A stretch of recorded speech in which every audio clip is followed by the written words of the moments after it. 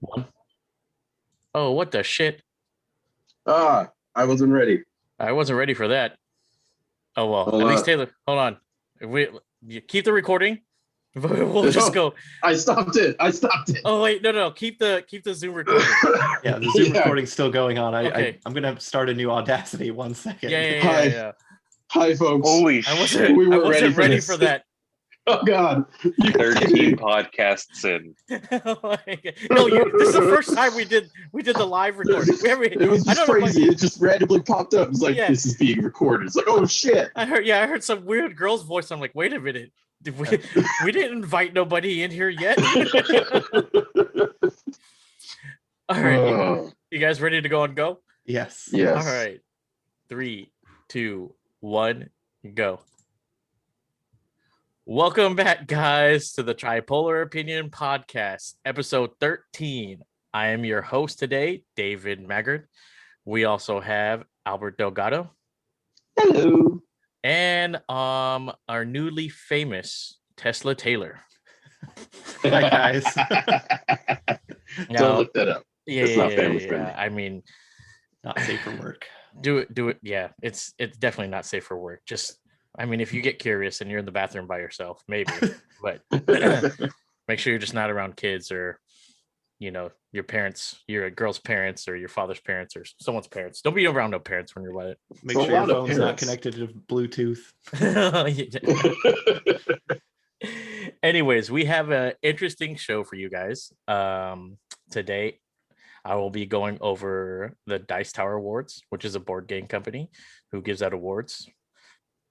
We also have some streaming versus theater releases. And then we'll also finish off our news section with, well, I guess not news section. But anyways, we'll also finish off with the first impressions of a video game called Hades. With that being said, I'll get into the first topic. So if you guys don't know, the Dice Tower is a video podcast. Is it video? I don't know. Video TV show. I don't think it's a video podcast. Maybe a video. I feel like it's just a YouTube channel because they have so many people. They do so many different things. They're a big network of basically board game reviewers or influencers, as you'd like to say, that, they get together once a year and they vote on, board game rewards, which who knew there was such a thing? Crazy thing. This is their 14th year of doing it. So if you didn't know, now you know. But I'd like to highlight basically their awards list. Some we'll talk about, and then some I don't know anything about. So you're probably just going to have to Google them. But real quick, so for the category of best welcoming game, see, the Dice Tower did this thing where we used to call welcoming games gateway games, but they figured that was too much of a connection to like gateway drugs. So they changed the name to welcoming games, as in to like welcome you into board gaming. Anyways, this year's winner is the Isle of Cats. Isle of Cats is something that I really wasn't interested into. I really don't like tile placement games, and that's what this is. It's basically like placing tiles of like Tetris pieces on your pirate ship, and the tiles are like different ways that cats lay. I don't really know much about this game besides tile placing and collecting points, but I know at the top of the box there's a little section on it that says a place for your actual cat to sit in, because that's like a thing around Instagram and stuff like that where people will show pictures of their cat sitting in the top of the box. If it fits, sits. Yeah, I was about to, that's not like an Instagram thing. That's just cats. That's what shit cats do. Yeah, I don't have any cats. I'm also highly allergic. That's why I don't go over to Tesla Taylor's house. But that cat hates me, by the way. Every time I'm there, he knows I'm allergic to him. That's why he puts his ass in my face and everything. I end up leaving your house with my eyes closed because it's just allergically shut. Scratching my throat. But yeah, Isle of Cats got the best welcoming game. Next was the best party game category, and that was Hues and Cues.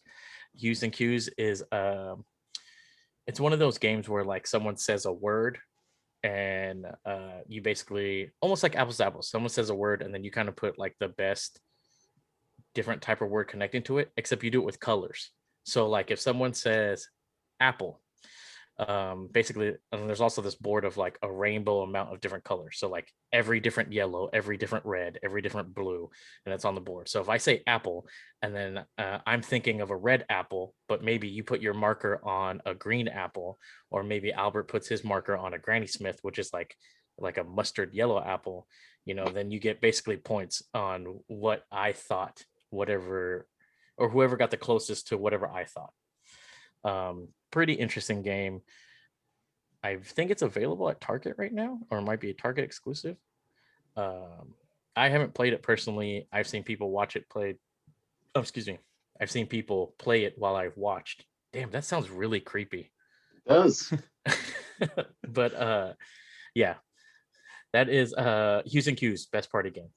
Let me see here. Oh, best cooperative game is a small box game called The Crew, Quest for Planet 9. Spoiler, Quest for Planet 9 got tons of awards in this category, or not in this category, but basically tons of board gaming awards. They not only won best cooperative game, they also won most innovative game, and they also won game of the year. Basically, if you don't know what trick taking is, think of like playing spades or something, but in the aspect of more board gamer-ish. So like you get a handful of cards, and the mission is going to tell you like, hey, Taylor needs to win this card or whatever, whatnot. And the way to win cards is like you play down cards. Think of like if we just had like a regular poker style deck of cards, like you play like Taylor needs to win the 9 of spades. So, or the highest spade card. So Taylor puts down like an 8 of spades. Well, Albert has to put down a spade card lower so Taylor could help win. I also have to play a spade card lower so Taylor can win. And let's say our sound guy Josh has to play a spade card lower so Taylor can win. But sometimes whatever you have in your hand doesn't allow you to play certain cards to help people win. So then like maybe if he doesn't win that round, it goes again. So everyone else has to keep going and collecting cards. I know it sounds super confusing. If you get a chance, there's like a really good 5-minute how to play video somewhere on the internet. Like multiple people have got it. Anytime something wins Game of the Year award, it's like the hottest thing ever. Another award I'd like to highlight was best game artwork. This is a game I just recently played this weekend, and I actually played it multiple times. It's a game that actually might crack my top 10 games of all time right now, and that's Lost Ruins of Arnak. Basically, it's a deck building game, and if you don't understand that mechanic, it means like you start off with a deck of cards, and then you slowly buy more cards with resources, obviously, to like make your deck bigger and better and let you do more things. But the game's a really tight resource management type of game as well. The theme of it is like Indiana Jones style, where like you're kind of like going through the jungle or the woods or whatever, whatnot, looking for artifacts, battling guardians, doing some research on this research track. I don't want to say it's the most innovative game, but it's pretty clever how they mixed worker placement with deck building. I really like it. I know Taylor and Albert played with me this weekend. What did you guys think about it? I was a big fan. It's got a lot of elements that I really like because I'm a big deck builder fan, and then the resource management. So it's got a lot of interesting aspects to it, and I feel like there's never one right way to do things. So it brings a lot of variability, and it was fun. I enjoyed it, especially because I won. So anyway, it was it's definitely fun because I like that there's kind of like 3 strategies to win, and so it's like maybe the way I went in like the last weekend isn't that's not going to win it for me next game because the cards are always going to be different. So it's like it's interesting like how you can kind of it's just like a different game each time. So I don't know, I liked it. It was a good game. Yeah, the replayability is definitely there. Mm-hmm. The game got so much buzz, and good congratulations from everybody that they're actually making a expansion for it. So from what I've heard, the expansion, everyone's going to have an asymmetrical power. So basically like your own type of power that nobody else has, but it's not super overpowered. I'm not sure what the 4 asymmetric powers are yet, but everyone will probably end up starting somewhere, something a little bit different. So maybe, I don't know, you'll be better in exploration or better at fighting guardians, or maybe one guy can pick up cards easier or whatever, whatnot, or someone can go up the research track faster. I'm not 100% sure, but I'm looking forward to it. It's supposed to come out early next year, so we'll see how that works out. I have 2 more awards that I wanted to highlight. One of them is going to be best game theming. Now, has been on my wish list for a while. The problem is I have way too many campaign games that I haven't even touched yet. But the game is called Forgotten Waters. Basically, it's a cooperative pirate exploration game. And I don't know if you guys remember the crossroads system from what's that zombie game? Dead of Winter. There we go. There you go.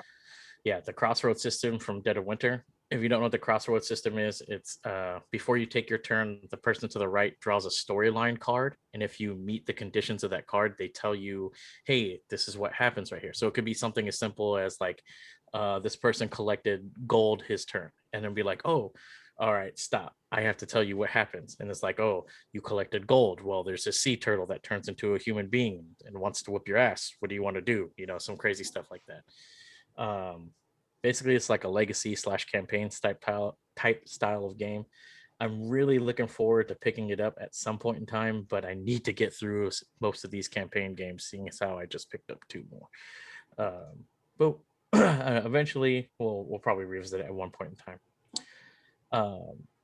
The last award that I wanted to talk about, which is really weird. Dice Tower doesn't ever give this award out, and this is the first time it's given it out.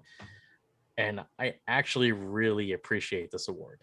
So the award is Excellence in Training or in Teaching. So basically, the setup of how you play the game was so good. The beginning scenario is so good that it makes you understand how to play the game, and it makes the previous game, getting into the previous game, even better. The game is called Gloomhaven: Jaws of the Lion. It was a Target exclusive for a while. Basically, it's basically a sequel to Gloomhaven, but they always say that if you want to get into Gloomhaven, you should pick up Jaws of the Lion first, because the way that it's explained in that set of game style, it helps you immediately be able to jump into Gloomhaven, regular Gloomhaven, and not like miss a beat or anything like that. But yeah, that was my section for highlights of the Dice Tower Awards. If you ever get a chance, well, it was kind of done a little bit late this year, obviously because of COVID and stuff like that. But keep an eye out for them. There's more content and stuff and awards that I didn't get to, just because I didn't want to take up too much of your guys' time. But I would check out some of those games. Definitely big ups to Lost Ruin of Arnak. I'm trying to get the crew played at some point in time. They have some solo awards here, but I'm not going to really go over them since I don't know much about solo gameplay. But yeah, if you ever get a chance, go to the Dice Tower. They have a big YouTube section, board game reviews, anything that you're looking for, most likely it's there. They also have a podcast. I would check them out. I certainly do every week. They're pretty good. But yeah, that is the Dice Tower Awards section of our podcast. So you mentioned you didn't like tile placement. Does that mean you don't like Vegas Showdown? Ooh, so that to me is a little bit different. Okay. I feel like Vegas Showdown's base mechanic is the auction. Of like, all right, I want to go here and I'm going to bet on this place. But if someone bets in front of me, then I get to move my guy away. But maybe I can convince someone else to go in front of him while I go to the actual spot that I really wanted to go to in the first place. Gotcha. See, that's to me. So like, I don't know if you ever played Carcassonne. I haven't, no.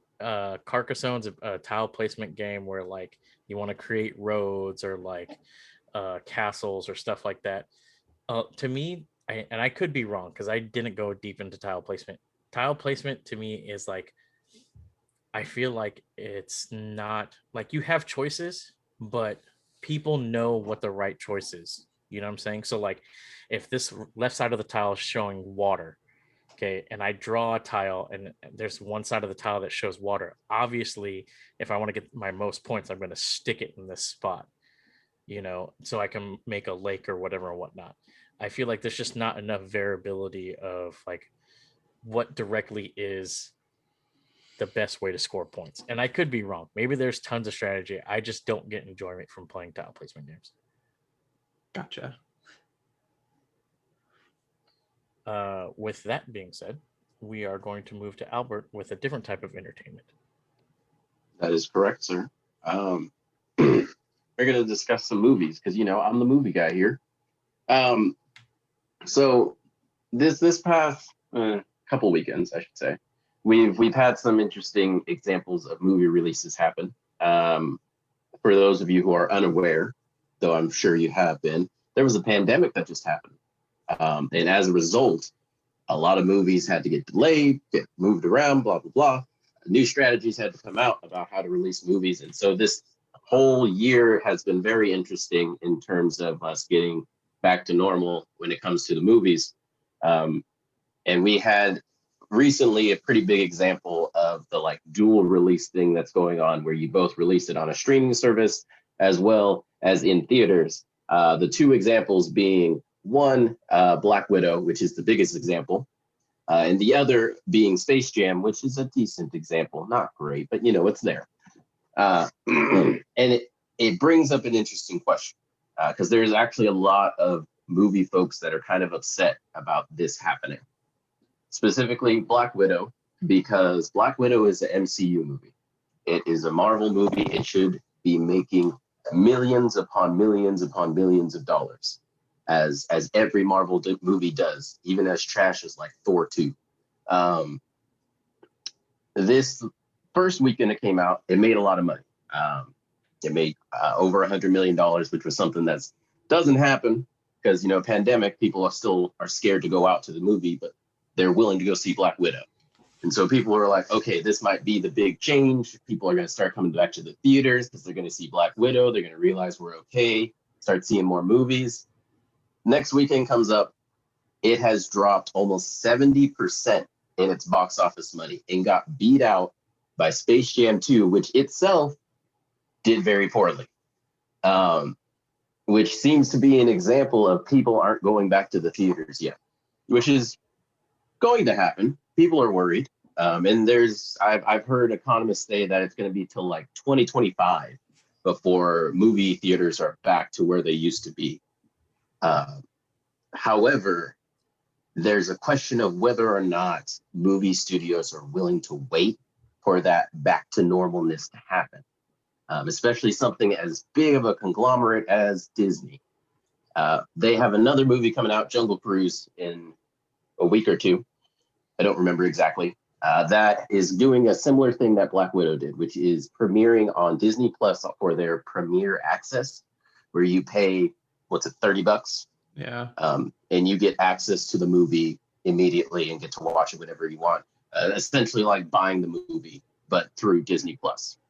And apparently, Black Widow made $60 million through premium access in that first weekend, which is the first time they announced that, because they've done it a couple times with, was it Raya and something else they did that with? Mulan. Mulan, that's right. And they didn't announce how much money they made through that, but this time they did. They were like, hey, Black Widow made us $60 million through people watching it just through Disney Plus, which is about half of what they got in the box office in that opening weekend. So that's a pretty significant number when you think about streaming services. And so now there's this discussion about whether or not this whole dual release thing that they're doing is the best financial way to do it until theaters get back to making money. Because right now they're not doing well. People aren't going out, which is sad as someone who loves to go to the movies. And as a result, it's possible that these big movies are going to start transitioning to streaming. And I, for one, don't want that to happen, because I went to go see Black Widow in theaters. It was wonderful to see in theaters. I'm sure it did not feel the same watching it on TV. So it's kind of a dangerous slope, and I'm curious about what you guys think of it, because we're obviously going to have some more examples with Jungle Cruise coming out. I don't know if Disney has any more uh, premiere access releases coming, but I wouldn't be surprised if they announce anymore. HBO Max, on the whole other hand, or Warner Brothers, I should say, has their whole slate coming out, dual HBO Max and theaters, and clearly they are doing perfectly fine with that. Godzilla versus Kong being a good example. They made a lot of money in the theaters and got a shit ton of people to sign up for HBO Max. Space Jam did make a lot of money, so maybe it was better off just being released on HBO Max. And so that might lead to less movies coming out in theaters as well, if they're able to just pull in that money from subscriptions. And so a lot of questions about how these streaming services may start eating up theater movies. And I'm curious what you guys think about this scenario. Do you feel like it's better to have more of this access, dual releases, all these kinds of things? Or do you feel like movies should be in theaters? That's the way it's always been, and that's the best way that it is to enjoy these movies. So if you don't mind, Taylor, I'd like to go first. Sure. Of course. My personal opinion on what's going on here and the reason why I guess the income or the revenue that you would say from these movies is being split is because we are being given the option. Okay. For some people, it's easier to get a group of 10, 15 people in a living room area and I'll have everyone throw in $2 or $3 to get access to a movie that would normally cost you $15 just for the ticket, and then another, I don't know, $15, $20 for your drink and popcorn. Personally, I like the movie theater experience. I can understand why some people don't have that they don't want to go in. I don't think it's COVID related. I think it's just we've become comfortable to the fact of, hey, I need to go take a dump right now. Let me pause this movie so I don't miss anything. Everyone can take a quick drink break or, talk about what's going on while I go take this 10, 15-minute dump, after watching Tesla Taylor, and then come back out fully refreshed. And then we could restart the movie again. That's something that you can't do in the movie theaters. And it's crazy. I do like taking the kids to the movie theaters, but I understand the convenience because of there's times where I've missed, especially like a Marvel movie. The kids are so excited and I tell them, hey, go use the bathroom before we start the movie. Kids, I already went. I'm okay. And then all of a sudden you're getting like an hour into the movie and they suck down that large freaking Slurpee, just it's all gone. And guess who has to go potty now? And guess who's missing out on the best scene of the whole movie? But yeah, I think right now it's because these whether was it HBO Max, is it Warner Brothers who's doing the other one? Yeah, that's Warner Brothers. That's dropping all their stuff on HBO Max. Yeah, Warner Brothers and then Disney Plus. It's because we're given the option. If you think about it, once they take this option away, and whatever happens with COVID, if we still think it's a big thing or not, which some people have different opinions or whatever whatnot. Right now, as a corporate position, I think they're just trying to get as much money back into their company as much as possible. It's the same thing with I think how Disneyland is doing things, yeah, we're going to open it, but we're opening it to Californians only and selective people from outside. Oh, by the way, you also have to make a reservation. That stuff is slowly going to go away. I know I got a message from Six Flags Marine World. What's by us here in Vallejo? Yeah, Six Flags. Yep. Yes, Six Flags. It's Discovery Kingdom. Discovery Kingdom. There we go. I got a message from them saying they're lifting their mask restrictions if you have the COVID shot or whatever. But obviously, you don't have to show proof there. Gen Con had just emailed us that they're lifting the mask restrictions, and I don't know how legal this is, but they said you have to show proof that you've had the vaccination shot. SAC Anime's doing the similar situation where you just need to show proof of your vaccination, and then as long as they'll give you a special wristband to wear to show you've showed proof, but they'll never actually record it. So that's kind of like how they get away around the HIPAA laws. And so it's like you're consenting, I'm willing to give out my patient information to this person that can physically see it, but then it's kind of destroyed after that because they won't be able to repeat it after that. So See, that makes sense. Yeah. And so, like, going back to streaming versus theater stuff, like maybe it's just some people's comfortability of how they want to watch it. Like, the restrictions are lifted right now in Sacramento, but I still see people all the time wearing masks in and out of stores, or I still see people who don't have masks, and I'm pretty sure they haven't even been vaccinated. Um, but I think just more of the comfortability and how the movie companies can create the most profit at this point in time. Because if things slowly start going the other way, like I know you're saying there's a big profit margin right now for streaming service, but like let's say that starts dropping off slowly and surely because things are, I guess, getting back to normal. I feel like at some point in time they'll just drop it. They want people to go to movie theaters because if I'm not wrong, I believe they also get a cut from like AMC or like whoever else for just having their movie in their theater. I could be wrong. That is to give those at home an idea of the economy of movie theaters. Movies gain money from the ticket sales. They get a portion of the ticket sales, as well as they charge these movie theaters to be able to use their movies. Meanwhile, movie theaters make money off of the rest of the cost of the ticket sale, kind of a percentage, like less than what the theaters make, or I should say the studios make, and then largely from their concessions. So if you want to support your local theater, buy concessions, because buying tickets is not doing it. Just to let y'all know. And I feel like that's why they have discounts and stuff like that too, right? Or like matinee or whatever, whatnot. Exactly, yeah. Just so they could get people to come in, because really theaters make their money off of that expensive ass popcorn and drinks and stuff. So that's where you want to make, if you really want to make a difference in helping these theaters, buy some popcorn. Don't sneak in some Taco Bell or something. That's the worst mistake. Why would you do that to yourself? Yeah, I really like the hybrid model, if you would like to call it that, where we have the streaming option and then we have the movie theater option. And I do agree that it's going to be very difficult to replicate that movie theater big screen experience and sound experience. I think the sound is more important for me, in my opinion, but yeah, it's going to be really hard to duplicate that at home. Some people can do it if they got a lot of money or so, but it's kind of like one of those toss-ups. I like, I guess, that flexibility that you can choose to either stay home or have a watch party with a bunch of friends and kind of sacrifice that big screen / sound quality. But now you can kind of either, if you have a talkative group, you can talk in the movie without being rude, or you all can be quiet and you get that peace and quiet. You don't have to worry about other people's children or anything screaming or ruining the movie for you.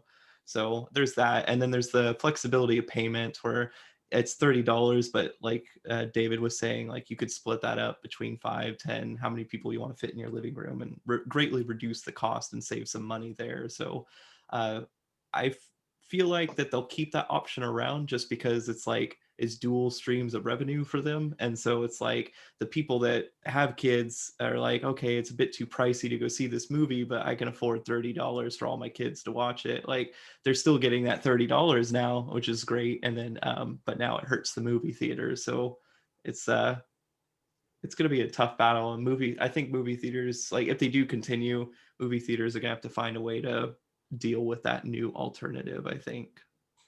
And I feel like some of them are. If you've seen some of the things that movie theaters have been doing recently, between the private screenings, which is honestly, that should have been happening a long time ago. That's such a great idea. I agree. To be able to pack a theater with whoever, all your friends and family and such. I've also seen theaters starting to do video game tournaments within the movie theater. So folks can sign up for the tournament, and then all of the matches are happening on the big screen. And honestly, that's damn legit to do. So there's options, and things like, hey, you want to have a watch party for the Super Bowl? Come to the movie theater. We'll offer discounts on our food and everything. That'd be cool. Stuff like that. I feel like movie theaters should It's an experience, to be honest. It shouldn't be the only place to watch movies. That's just the way that it is at this point. Not everybody can go to a movie theater anymore, and you shouldn't have to go to a movie theater to see these movies. You should be able to watch it wherever. I think movie theaters should no longer be movie theaters. They should be just theaters where you can really enjoy that theater experience with whatever's going on. You want to watch the next big Marvel movie? Do it. You want to play a video game tournament? Do it. You want to watch UFC here? Do it. Like, there's so many options of, like, I would love to be in a movie theater to see these things. They just got to open it up. And I think that that'll save theaters, honestly, in the long run, is if they start opening that up. Because I hate to say it, but y'all are right. Like, they're going to stick with this dual model. It's making money. It's doing well. It's especially with like every damn streaming service in the world available. They could do whatever they want with that. I feel like studios, as much as they want to keep movie theaters alive, I think movie theaters they gotta pivot. That's the only way that this is going to work out. Yeah, I guess we'll just have to wait and see how that works out. Well, speaking of video games, let's go to Mr. Taylor Hardy, aka Tesla Taylor. Thanks, Mr. Maggard. So yeah, I recently picked up a game called Hades. I'm pretty sure it came out on Steam first, and now like Nintendo Switch has it, or they've always had it. But anyways, yeah. So I heard it got Game of the Year award. I can't remember which year, but so I decided to pick it up. Got a recommendation from a friend, and I have been like addicted to it. I probably put like 16 hours on the game, and I've only like played it for like 2 whole days so far. So it's just been a lot of fun. So a little bit about the game is that it's a roguelike game, kind of like a dungeon crawler. You start out as Hades' son, and you're trying to escape the underworld. And the Greek gods and goddesses are there to help you kind of along your way. They'll one room they'll drop a power for you, and you get to pick from multiple choices. Like, okay, I've got a sword this game. Like, I want to do more splash damage, or I want to hit harder with a single attack. And so you kind of make things up as you go along, and you progress through these dungeons. And then it also tells a story as you progress. And so one thing that I really like about the game is you're progressing, like you're inevitably going to die, but dying isn't a bad thing. It's actually a really good thing, because then when you die, you go back home, and then your father, Hades, berates you and tells you horrible things and how you're a horrible son, but you get to learn more about the world, more story. And then you also get to upgrade yourself for permanent stats, because when you do die, things reset, but you do get to keep certain rewards that get to come back with you.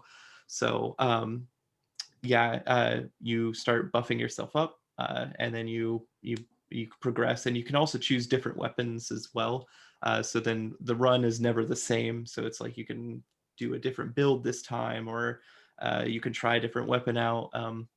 So it's just been very entertaining. It's always random, new things happen all the time, and it keeps the game really fresh. I haven't gotten bored with it yet.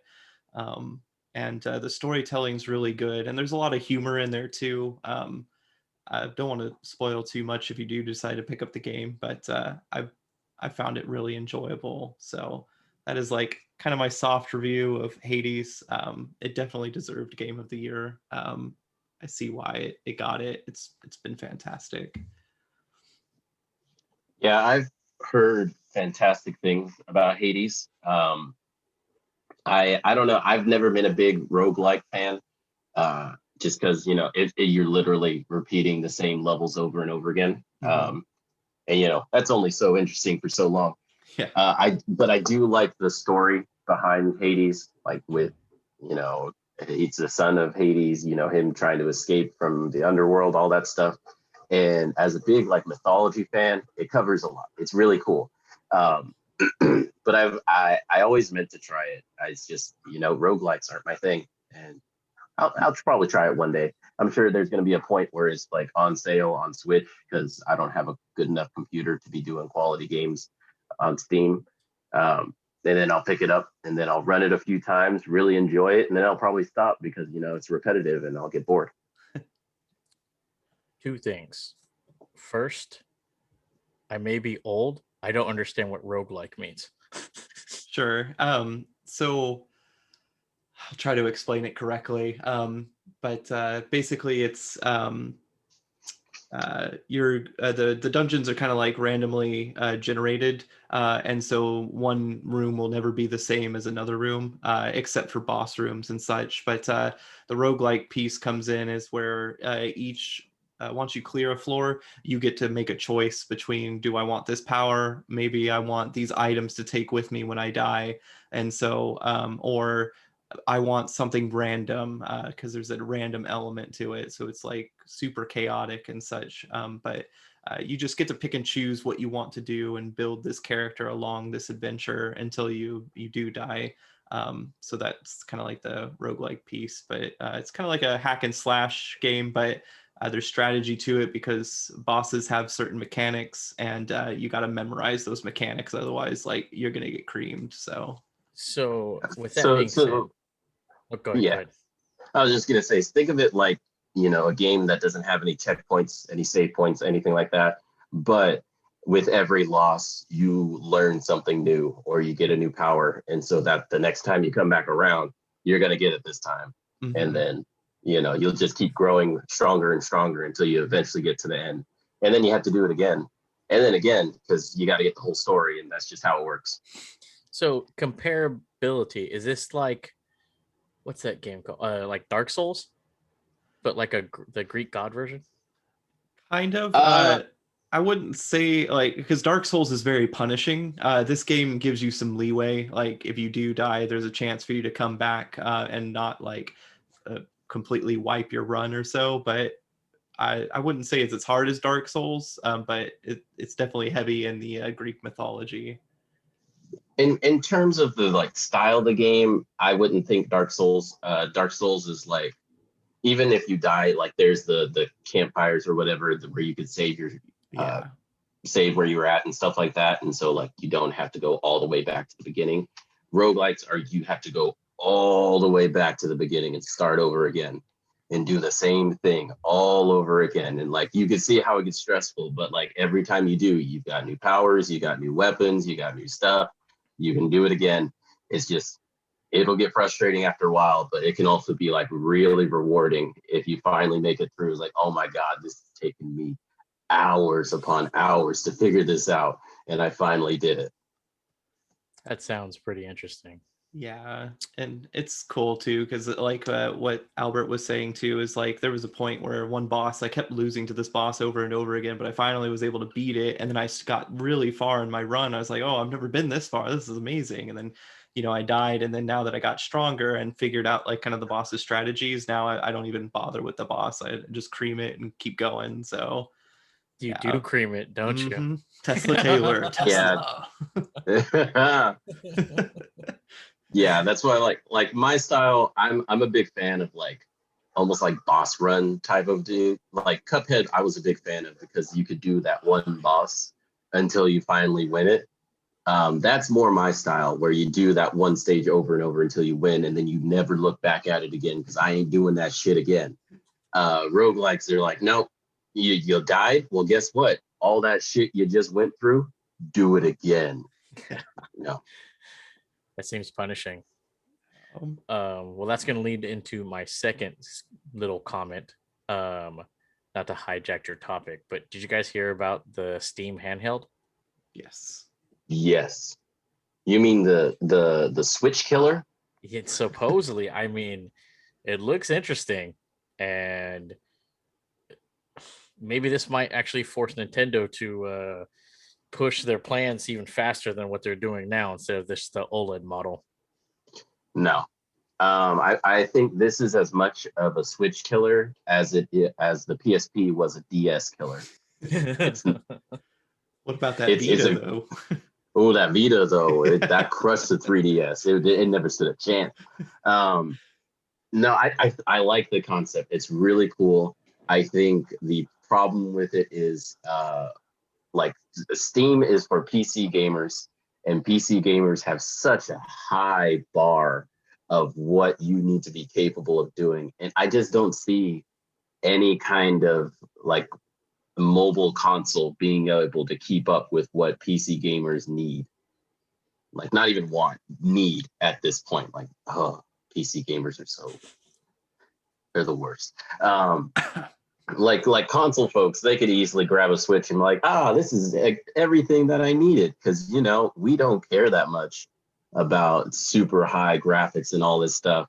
But PC gamers, nah, it needs to be perfect or there ain't no reason for this to exist.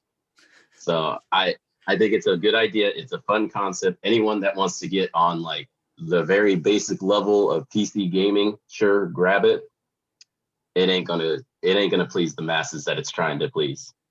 So real quick, going back to the PSP and the Vita or whatever whatnot and comparing it to the DS, I think the PSP had admirations of being something bigger than what it really was. Aspirations. Aspirations, I'm sorry.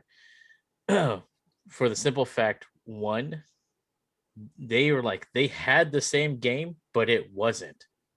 So, for example, when the PSP was out, PS2 or PS3, whatever was the hottest thing at the time, they would have like a normal Need for Speed, like Need for Speed Underground or 3 or whatnot.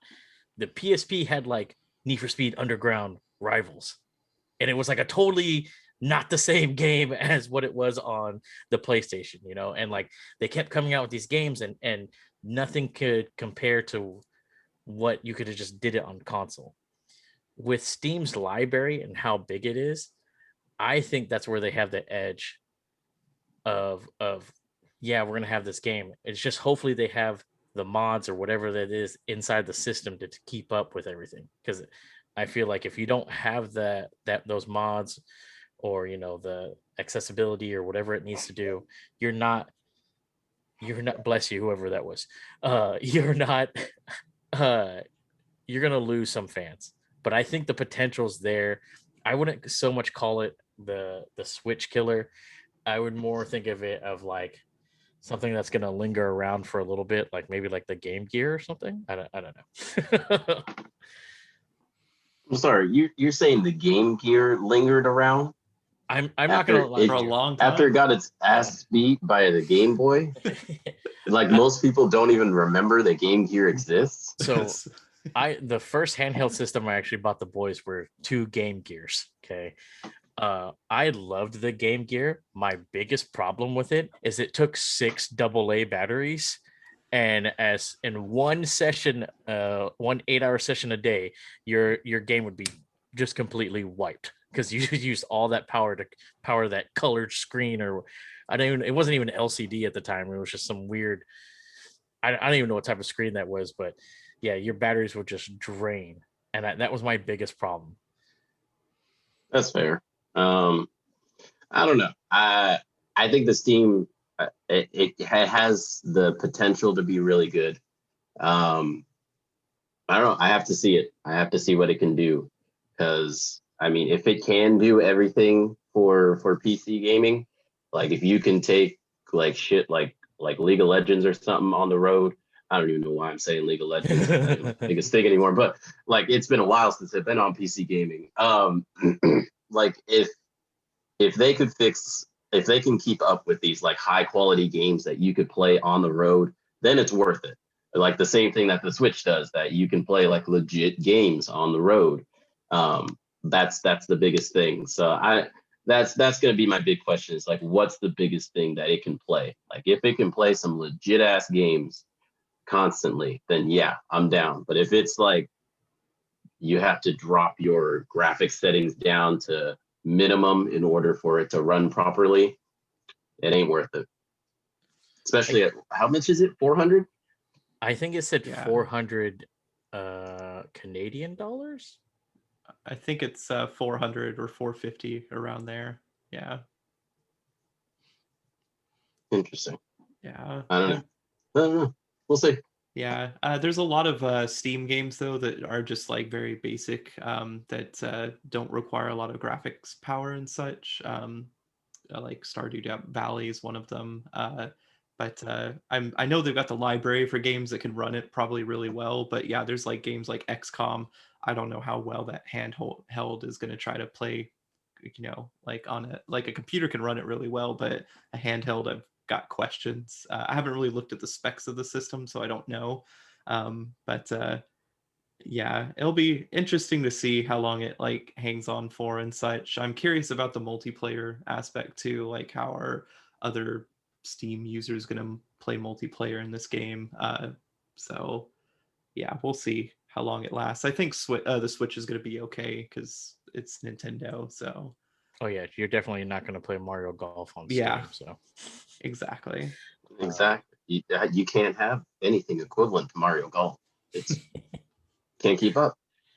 The last thing I want to make about the Steam handheld system. So the one thing I'm looking forward to is actually not even the bigger games. So Steam has a pretty big library of digital board games.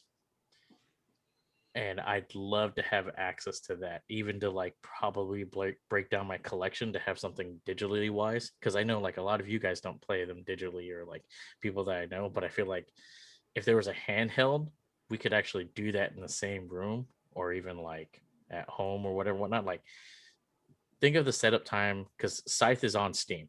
Think of the setup time of Scythe. Okay. Takes you forever to put it together, and then when you finally get going, there's still a little bit of downtime of like trying to figure out what you're going to do. You can do that on a handheld, and if they can replicate it good enough, like I might not even have Scythe anymore in my collection. I don't know. There's also Blood Rage as a Steam game as well. When you know how I feel about Blood Rage, but I still might just keep it because that's a pretty looking game in the first place. I was about to say, like, of all the games, like Blood Rage is just a really pretty game. How dare you betray the board game business, sir? I know, right? This is not a computer game business. It's a board game business. Man, what's wrong with you? Okay, so like, did you guys play Splendor with me? The Marvel Splendor? Yes. Would you like to play that on digital instead of in front of people? Because I feel like that's a small box game Yeah, I'd say these smaller games like Splendor, I don't know, Pandemic, those kind of games where the visuals of it aren't as important, I'm down to play. I feel like games like, because I love the look of Scythe. The art of Scythe is fantastic. The miniatures are very well done. And just like the overwhelming look of all your opponent's miniatures sitting in the territory next to you is really daunting. Seeing that on a little screen is like, cool. Yes.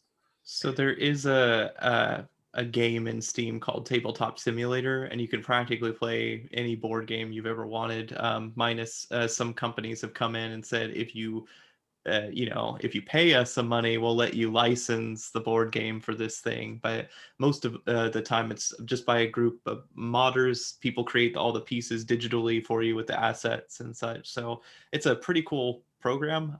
But yeah, there's certain games I just want to play in person. I know for your sake, Mr. Maggard, talking about setup time, you can set up templates where the game board is already set up, everyone's hands ready to go and such. So I know that is a big time saving for you. So it's I guess to each their own. Taylor, how dare you bring up Tabletop Simulator? TTS. That's one, like I've heard like Kickstarter games that haven't even dropped yet are on Tabletop Simulator. I'm like, but I gotta respect the board games, man. You gotta respect it. That's okay. Like I'm not hopping on that. Then again, I played like every TCG through the computer because I ain't spending money on all those damn cards. I don't know. I feel like it is a pretty cool way for a lot of folks that aren't into board gaming. It's a lot less daunting of a task to be like, hey, just hop on the computer, play this game. It will hold your hand through most of it. You'll get the better hang of it, so that when you play it in person, it's so much cooler. I don't know. I like the board games. I respect the physical presence of a board game. I feel like it's a bit of a disservice to it when you just put it onto a screen and be like, there you go. It's basically the same thing. Go ahead, Taylor. Sorry. Yeah, the last bit I wanted to say on is like what would the reason why I bought it is I have friends in Texas that wanted to play board games, so we can't obviously meet, but that was one way we can kind of still play a couple board games together. So Yeah, I want to put this out there right now.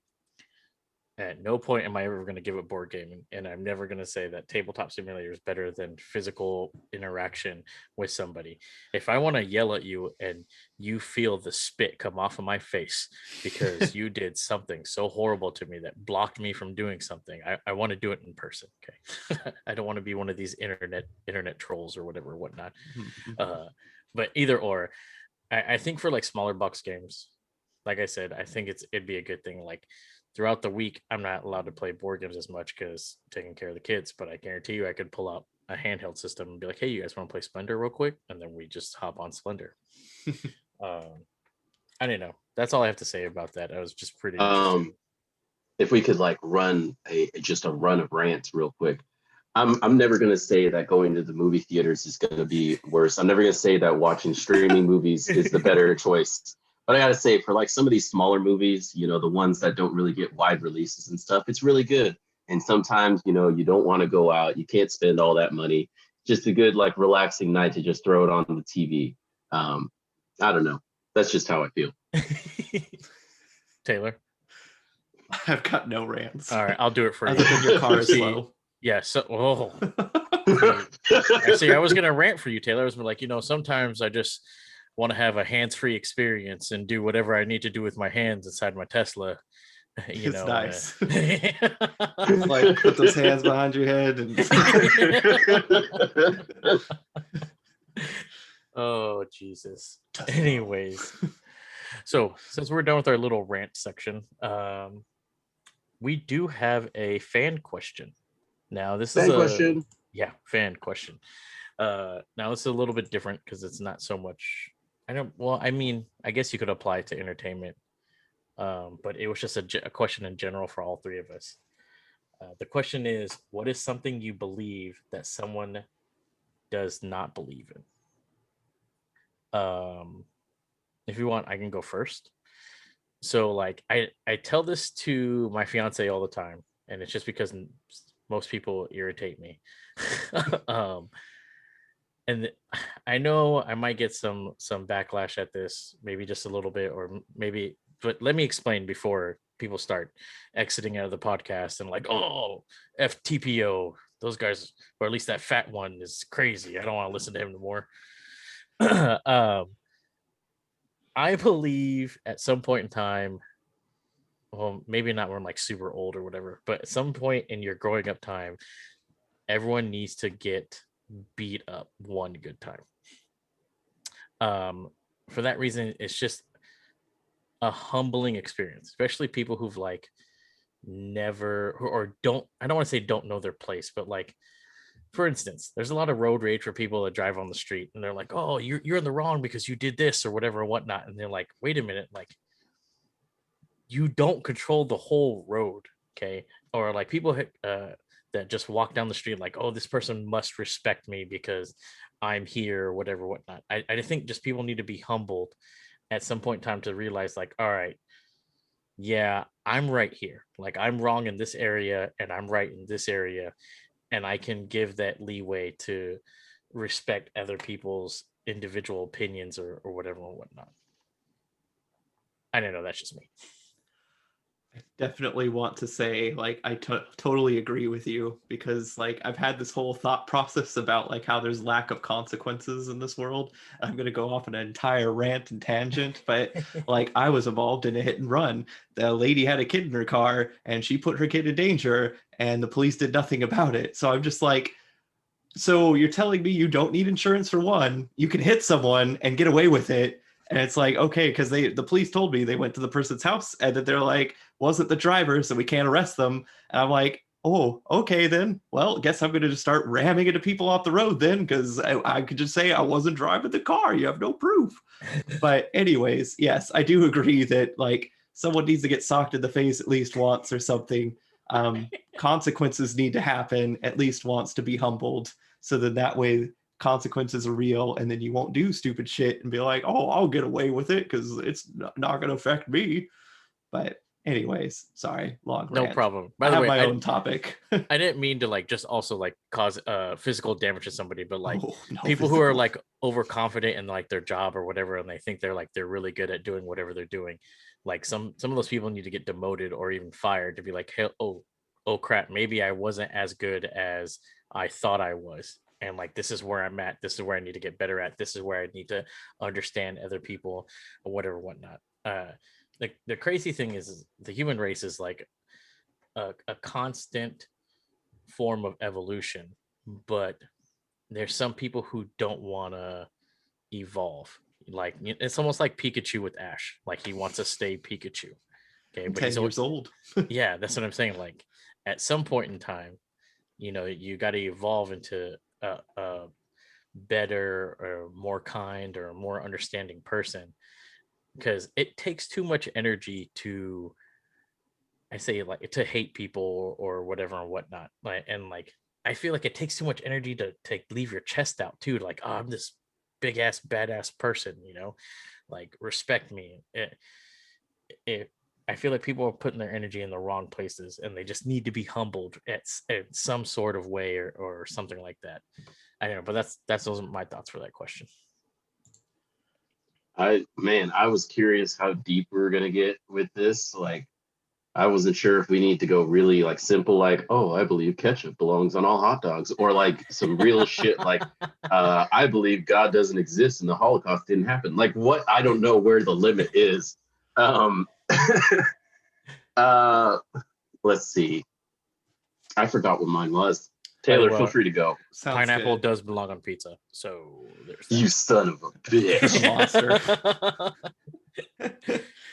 Hawaiian pizza has been an option since the beginning of days. I just want to, all of a sudden it's just this big craze that no one wants pineapple on pizza. It's always been an option. That's a damn lie.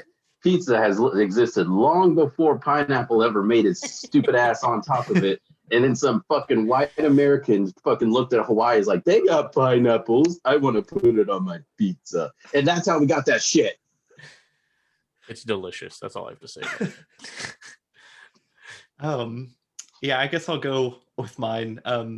It's a little bit out there and weird, I suppose. But I blame the video game Star Ocean till the end of time for this one. So basically life is kind of like a simulation. And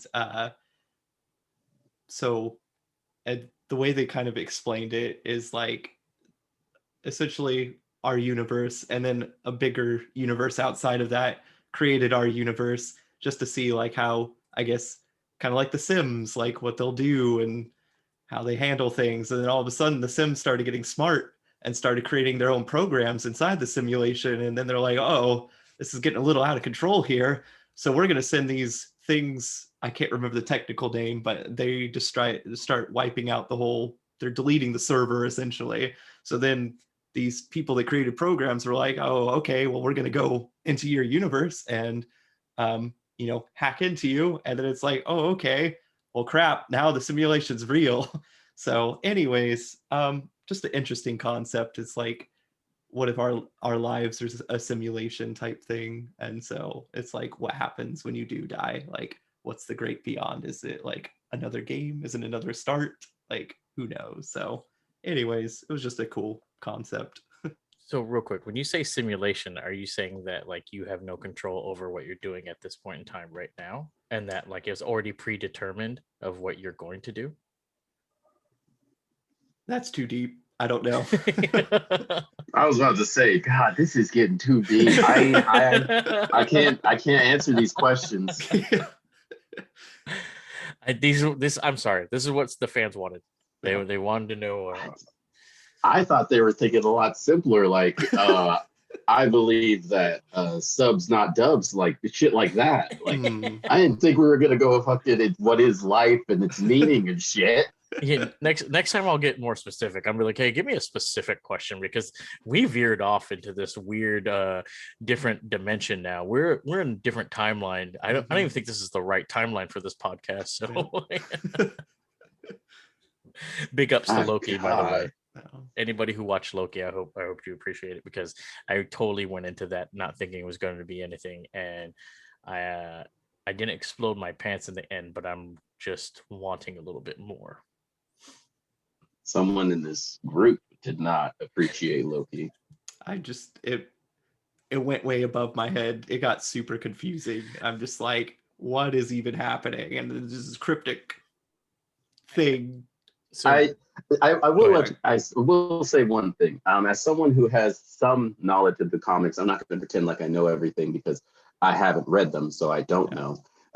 But of my knowledge of Kang, from what I know, explaining Kang and everything that he is and his backstory and all that took like over a decade worth of comics and stories and side stories and all this stuff to fully explain what the hell Kang is. So to try and get a sense of it in one episode, they did a very good job. They made as much sense of it as they could, as simply as they could. But it's perfectly fine if you don't get it yet, because honestly, it's complicated as hell. And if they do anything like the comics, it's going to get really complicated. And that's what I'm excited for. I'm excited for all the different possibilities of what's going on now.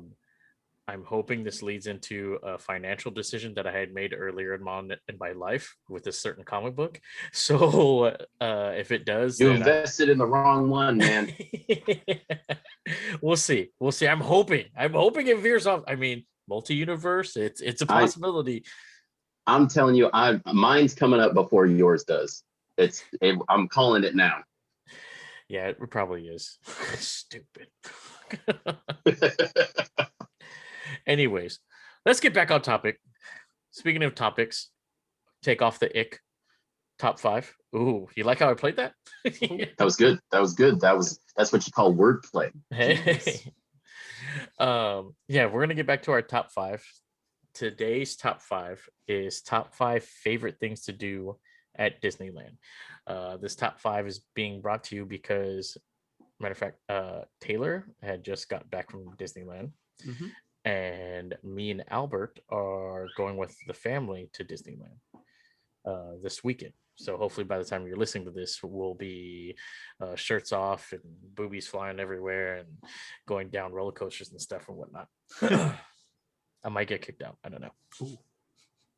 But anyways, yeah. We're getting to our list of top 5 favorite things to do at Disneyland. Now you're probably asking, oh, does this include California Adventure? And that's going to be a no. Only because maybe, possibly, I don't know, we might give you another top 5 of the other side of the park, you know? Maybe, possibly, I don't know. Maybe we're not going to California. Who knows? We're not going to tell you. We'll probably tell you. Exactly, right? We'll go to Knott's Berry Farm instead. Boom. Oh, plot twist. Multi-universe. Anyways, so with the top 5, I will start. Stupid fly. I hope some people don't catch on the lot. Holy crap. Anyways, I am so sorry. There's a fly attacking me right now. I have no clue where it came from. This is a great segue. Also, folks, if you pay for our Patreon, you could see this damn fly attacking him for some reason. I don't know what the hell's happening. You're missing it all. Yeah, it just like hovered in front of my face, got on the computer. I went to go swipe it away, and then it just like hit me twice. I don't understand what the hell. It's like fighting me or something.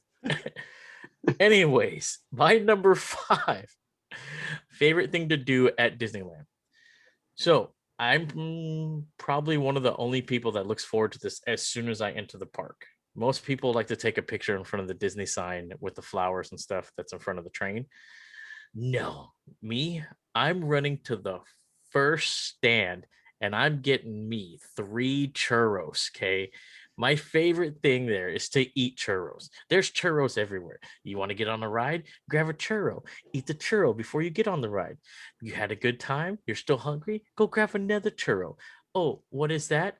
Another wait time for a ride? Let's go grab a churro. I love them sugary little sticks, pretend Mexican sticks of goodness. The churros are amazing. They're not cheap for what they are, but I love them anyways. So my number 5 is eating churros. right. I'm with it. I'll go ahead with my number 5. You went food related. I can't. I ain't spending money on Disneyland food unless it's a necessity. You just step outside and go to the Wetzel Pretzel in downtown Disney. Anyway, for my top 5, I was leaning more towards the experiences outside of food. My number 5. I'm not really in order of like best, worst, best, or anything. These are just 5 that I am gonna just say in whatever order that come to mind. The number 5 I have though is the first ride that we always go on when we go to Disneyland. We get in line, we rush through. This is before these fast passes or whatever started happening. We had to run to the ride so that we could rush through, and it's a long ass line like set up to get into it, rush through all the pathway to get to the end so that we could be one of the first people to hop on the Indiana Jones ride. Because honestly, that is one of the best rides in Disneyland. I'm not a roller coaster guy, so I'm not even going to talk about like Space Mountain and stuff like that, the ones that other people will say are up there. But Indiana Jones is hands down, at the very least, should be on everyone's top 5 list of rides in Disneyland. It is awesome. It is super fast. It's like a really cool experience. Obviously, if anyone, y'all or David at least knows, my dad's a big Indiana Jones fan, so that's always a must do every time. It's one of those rides that amazingly, despite it being Indiana Jones and Indiana Jones ain't exactly relevant anymore, it's still like a top ride that everyone wants to go on. The line's always super long. There are fast passes for it for a reason. It's because it's one of the most exciting and awesome rides to get on, and it's always a must go for us. Yeah. It's like it's fantastic, like the way they've I'll be honest, like I haven't seen any Indiana Jones movies, but I can still really I know I could really appreciate the ride and like how well they've did it. And it's like, because I've ridden it as a kid and I've ridden it as an adult, and like, and when the spikes are being thrown at you, like you think it's really being thrown at you because you feel that gust of wind passing through you. You get to see the giant boulder coming towards you. You think you're about to be crushed as a kid. So it's like, it's really well done for its ride. And like, yeah, I could definitely see it being on top 5 list of people's things to do. Side comment, we did the Indiana Jones ride in Disneyland Paris. Nothing like Disneyland in California. It's a roller coaster. It has a loop that goes upside down. There's no story about Indiana Jones. It's just jungle themed, and that's all it is. And I'm like, this is Indiana Jones, but they were calling it Indiana Jones, and I'm like, nope, that was the worst. So far, Disneyland California has the best Indiana Jones rides. Also, I didn't want to cut you off, so I'm going to say my reaction to you not seeing Indiana Jones now. Oh my God. I cannot believe you have not seen Indiana Jones. I'm sorry. I just want to let you know, if Dad listens to this podcast, you're no longer his best friend. No matter. I'll give him more coffee. I am going to okay. fast forward directly to that point no. so that he can hear this. Just this. Because I know he won't hear anymore. He will instantly throw down whatever he's listening on and just walk out. What if he uses his dad voice on me and it's like, we're sitting down right now? Oh God, you don't want to have those conversations. I had one with him one time. It scared the shit out of me. It was a total prank on me, and I'll never forget the day. You're just shitting yourself. I'm no joke. I walked in the house and all the family was in. Rachel wasn't with me because he specifically called me to come over there, and he told everyone to get upstairs right now. And I was like, oh shit! Like I kept thinking, like, did I do something wrong? What did I do? Like, oh God, I did something wrong, didn't I? And then he asked me the question. So I need your help with this TV show Degrassi. I was like, oh my God. Yeah, it scared the shit out of me. But my one little comment for Indiana Jones is the ride has aged very well. Like Yes. Like Albert has said before, people still wait in line. People still try to get fast passes. There's one ride that we do look forward to. But yeah, that's a thumbs up for me. I like that ride. And quick thing, like even the queue's fun. There's like little tiles that says "Do not step here." You can yank on the cord or the rope to make a sound effect happen. Anyways, fantastic ride. We'll move on to my top 5, and that's gonna be Disneyland itself. Dun dun dun. And I'll elaborate. So like what I mean is like I just enjoy like the whole Disneyland experience itself, like all the cast members, like everyone's super friendly, even like regular people like you and me are there. We're all there to have a good time. Usually people are there because they have a love of Disney. And so it's just really nice to be around that positive atmosphere. Everyone's friendly. Like I haven't had any bad like Karen experiences or anything at Disneyland. So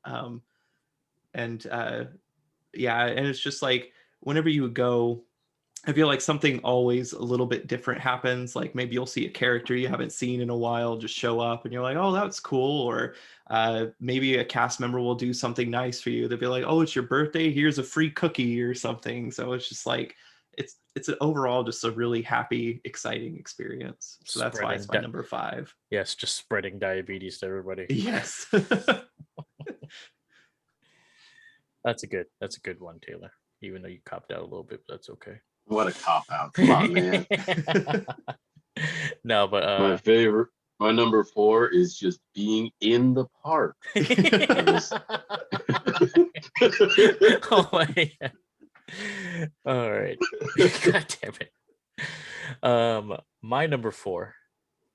I know Albert had kind of previously said he doesn't like roller coasters and stuff like that, but that's not the case with me. It's Space Mountain. I fucking love that ride. Jesus Christ. Just being in the dark and being yanked left and right, up and down. You want to put your hands up in the air, but you're scared you're going to hit something with the roller coaster. Mind you, I have been on that roller coaster while the lights have been on because I believe it was with Taylor. I'm not 100% sure. I think so. It was like a weird experience, and I can't remember why they had the lights on, but it was like, oh, okay. I think the roller coaster got stuck or something or stopped, or there was some kind of thing, but the lights had turned on, and then you're looking around. That room is a lot smaller than what you think it is, and everything's so tightly compact that now that I've seen it with the lights on, I am actually scared to put my hands up in the air, thinking that I'm gonna hit one of the pieces of the roller coaster or whatever, whatnot. But I love that ride. I love the very end when you go through the hyperbolic time space thing and the wind is going through your face. You're like, oh God. And then it just snaps a photo of you and you're like, oh God, I hope it didn't take a stupid picture of me. And then sure enough, right when you get out, there's a dumb face that you have. And it's your picture of you with your face all. But yeah, Space Mountain is my number 4. I love Space Mountain. It's a lot of fun. When I was a kid, it's like as you're going up there, because you could kind of see the track, but once you reach the very top, you're like, where'd the track go? And then that's part of the fun of the ride. You don't know which way you're gonna go, and so yeah. Well done. I can see the appreciation for it. I'm just not a roller coaster guy. It's not my thing. I enjoy the fun experiences, which is leading me to my number 4. Disneyland itself. And it's the parking lot of Disneyland. Which one's your favorite? My number 4. So to give you an idea of how Disneyland works with my family, we rush in as soon as the doors open, charge over to Indiana Jones, because that always has to be number 1, first and foremost, every time. From there, for anyone who knows how Disneyland is laid out, from there we march on over to Pirates of the Caribbean. Fun ride, not my top 5. It's still fun. It's fairly peaceful, real cool. And then after that is where my number 4 comes in, and that is the Haunted Mansion. I absolutely love the Haunted Mansion. It's so much fun to walk through.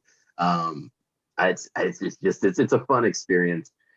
Getting to see everything, walking through the halls, and then finally getting to the ride. Like how fun walking through Indiana Jones hallways and line is, getting prepared for the ride.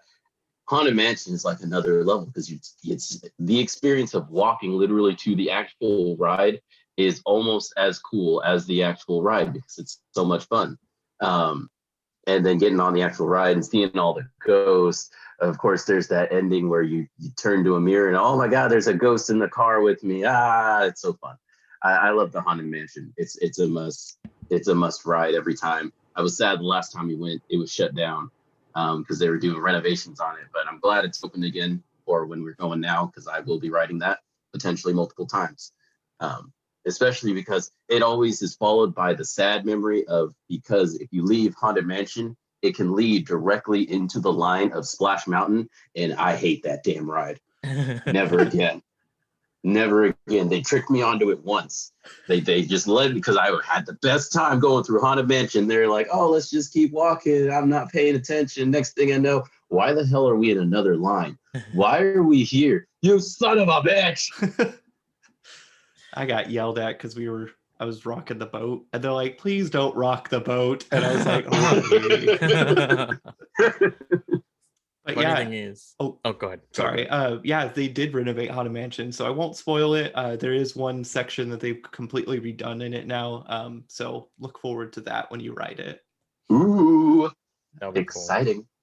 Cool. Little thing about Splash Mountain, that was the first ride we put Dominic and Easy on with Andrew and I think Sierra. Yes. Last year, and oh god, that might have ruined the park for Dominic for a little bit, but like it's just pure terror on both their faces. We have the picture somewhere. It's hilarious. Maybe I'll post it up one at some point in time, but it's pure gold. I love the picture. Easy's face of him just like, oh crap. Same thing with Dominic, like he's holding on for dear life, like, oh god, it's coming. But yeah, second thing, I don't think Splash Mountain will be open while we're there, Albert, because I think they're renovating that one right now as well. So, and I could not be happier. No, we have the picture. They still have it. It's hanging up somewhere. Of when we went on, and you could see, because one's like, happy face, yeah, going down the damn thing. My eyes were wide open, just serious as shit. Like, what the fuck? Worst damn experience. Never gonna do that shit again. Horrible. Absolutely horrible. That's great. That's amazing. So well, then on to my number 4. Is that correct? Yes, sir. All right. Let's see. So my number 4 is going to be the meeting the characters at the park. And so like we particularly like when what's it called? Mickey's Not So Scary Halloween. It's when all the villains get to come out. And so like and you don't often get to see the villain cast members. So like getting to see like Gaston or Hades or oh my gosh, the Hunchback of Notre Dame, the villain from that one with Judge Frollo. Anyway, so it's like really cool. Yeah, you get to see all these characters you don't normally get to see on a regular day-to-day basis, and and just how well like these people have practiced. They know the lines, they know the characters inside and out, and like I went up to Gaston as Flint and Ryder from Rapunzel, and we had a flex off together. And then he just started laughing at me as I was flexing at Gaston, and he was like, "You should go back to Fantasyland." And it was just like the perfect burn. And so it's just, I don't know. I love like how into like the characters they get and how well they perform, and it just adds to the magic of Disneyland. I can appreciate that, Taylor. Yeah. It is quite fun. Like I mean, you get to a certain age where you're like, I don't need to hang out with these characters. They're just adults inside of these weird costumes, whatever. And then you see like Goofy, you're like, oh my God, it's Goofy. I got to take a picture with them. It's, it's just so exciting every time. Just cause, it's fun. I like it, sir. Moving into my number 3. Taylor had kind of touched up on this a little bit, but the special events, the special things that they do for Disneyland, like during Christmas time, they have like the Winter Wonderland type theme or whatnot. My personal favorite, let's speak right. My personal favorite is the Halloween Screams. especially the fireworks show where they kind of do like the little villain fireworks show Yes. in the center town. Like I love that show. I didn't realize how much I loved that show until me and my fiance had went by ourselves, and she wanted to watch the fireworks show, which at the time before going with her, I really wasn't big on the fireworks show. But I don't know, just so much stuff is going on. The lights, how each part of certain buildings, the lights flash on, lights flash off. The who's the main villain? That Maleficent shows up, and she turns into the dragon or whatnot. The whole thing is a great experience, and I absolutely love it. Sorry, what experience? It's Halloween Screams. That's the Halloween Screams is what the show's called. Man, that sounds so cool. I want to do that. I'm never there during the like cool times. I'm always there as just normal Disneyland, so it's boring. Yeah, you should go one of these times to one of those like special events. Like I've been there for the winter. I don't know if it's Winter Wonderland theme. I forgot what it's called, but like they like do certain things where it looks like it's all frosty or whatnot. I didn't really care for it that much, but the Halloween theme where like they change everything like Halloween style or whatever. Not. Also, I would love one of these times to take the kids during Halloween so they can go trick or treating in the park. That is one of my bucket list things to do. So I don't know, maybe we'll plan a trip next year or the year after that for a Halloween themed Disneyland trip and take the kids trick or treating, because I heard the park's open at night. They can go trick or treating and we can still get on rides. Yes. So yeah, that's what we do That sounds like some big fun right there. Yeah, we do that every Halloween. And so yeah, because it's like you get a crap ton of candy, and they even have healthy options too, where they give you carrots and apples and stuff if you don't want to give your kids candy. But yeah, the rides are greatly reduced, so it's like by that capacity wise. So it's like you have to wear a special wristband. They kick all the other people out, and so like it's like 15 5-minute wait times. It's fantastic. So you can ride anything you want to, super low wait times, and just get on anything. Yeah. Interesting. Cool. Well, we'll go over to my number 3. We're on 3. Yes. Man. Number 3, kind of going inside with some of these cool event stuff going on. There is one that I always see that happens every year. It is a constant every time we go, and it's probably I only have so much interest in like the show stuff, or like I should say the like fireworks kind of things, like the parades that go by. It's like there's only so much interest I have, but one that I really enjoy is a Fantasmic. That one's always so fun to see because it goes beyond just like fireworks shooting up in the air. And yeah, the fireworks are pretty cool and everything, but like Fantasmic has so many things. The characters come out, the water along, because that's over by Pirates of the Caribbean, seeing the water show go off, the lights, you're literally watching scenes from movies projected into the water that's spraying into the air. It's so cool. It's like seeing Mickey up there casting spells, shooting fireballs, all this stuff. It's awesome. It's one that I always enjoy when it happens, and I always make sure to see, even if I've missed the fireworks and stuff like that. That's the one I got to see of the big events. Also, real quick note, looked it up. Splash Mountain is open. Oh, so they finished renovating it then? No. No. It's just open. From the latest rumor, they've been very quiet about what's going on. But the latest rumor is that they're going to try and get it all switched up by 2023 because Disney Plus is making a Princess and the Frog themed show for Disney Plus. And there's a suggestion that says they would like to debut the new Princess and the Frog themed ride with the Princess and the Frog themed TV show, so that it all kind of is up to theme and, fresh and new and cool. So it makes a lot of sense. But yeah, for now, it's still the same old Splash Mountain, and it's still running. Interesting. So you're going to join me then, Albert, right? Hell no. I'll join you, Mr. Maggard. I'll experience that ride. Are you coming? You coming with us this weekend? Oh no, not this weekend, but I'll- maybe I was if we about can to say, plan what? plan a Disneyland trip together. That would be so much fun. Yeah, we'll get something together. Yeah. Oh man, we're gonna hit the road Yeah. with some bros. Exactly. I don't know. We're not riding in the Tesla though. Oh God. We can wanna- get there in one trip. Don't want to ride in a slow car, and I don't want to see what happens in Tesla Taylor's car. So Oh, Why God. is there stains already on the told you. floor? He's got his hands behind his head. Yeah. He's just riding along. Yep. Watch this lever move, Mr. Maggot.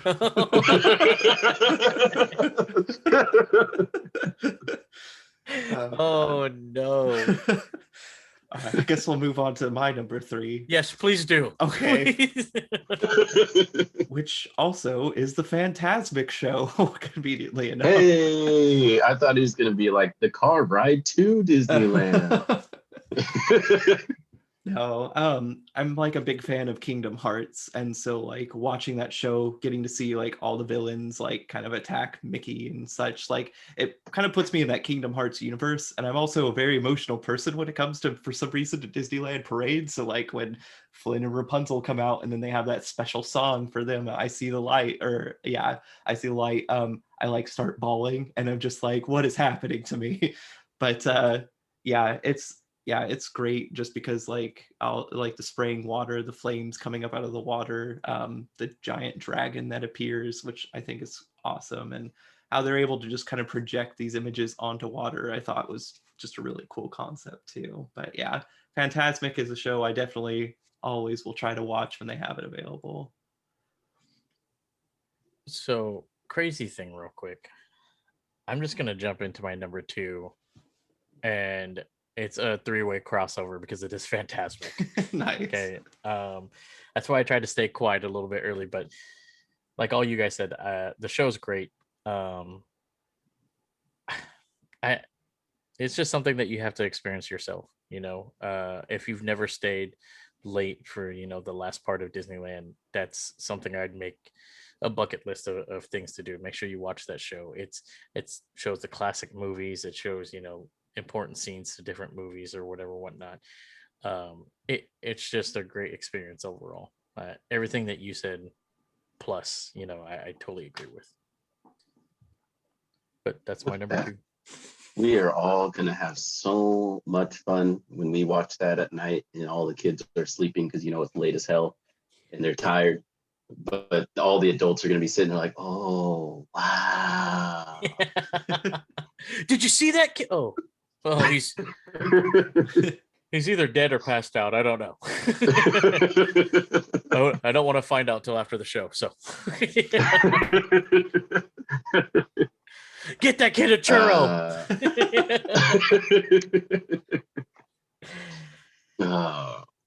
All right. Well, leading to my number 2. My number 2 has actually been ruined a bit. And so it might be slowly falling down out of the top 5, but it's still there for right now. So I'm still going to mention it. One of my favorite rides there is the Roger Rabbit ride. If you haven't had the chance to go on it, it's so much fun. At least it used to be. It's the same things happening to it that happened to the teacups. Teacups used to be the most fun thing in the world.